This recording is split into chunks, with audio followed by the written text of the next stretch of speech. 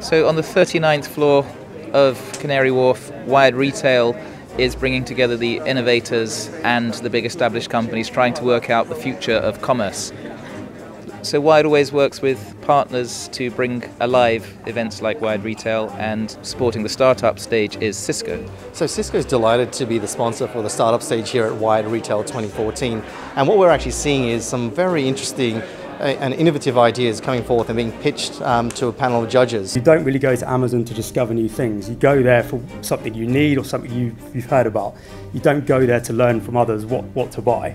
Being involved with Wired gives us access into this interesting and diverse pool of customers, industry experts, and then most importantly, innovative startups. Innovation is happening in lots of sectors and often at the edges, but it goes very quickly towards the mainstream, and we think we've identified startups that established retailers need to understand.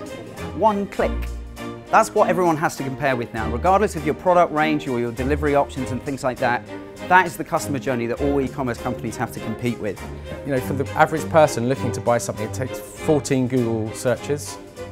Cisco is a big corporation. What we're really looking for is people and partners that we can work with who really help drive our part of the business in that space.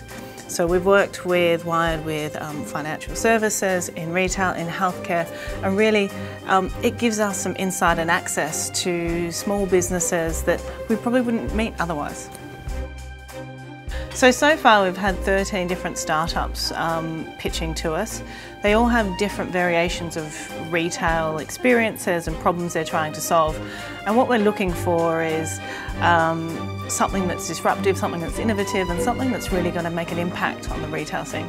We're increasing the value of online for internet users in local spaces. We're doing this through predictive behavioural analytics.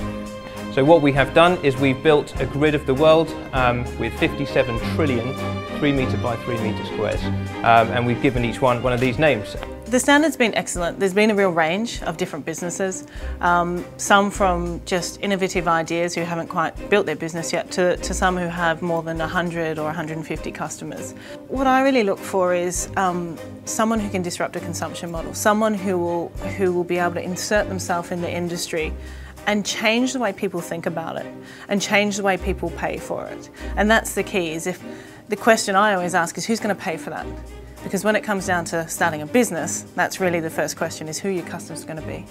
But the winner today was, and all the judges agreed, was probably the most innovative and disruptive idea that we heard today. What 3 words? Chris Sherman, please come up.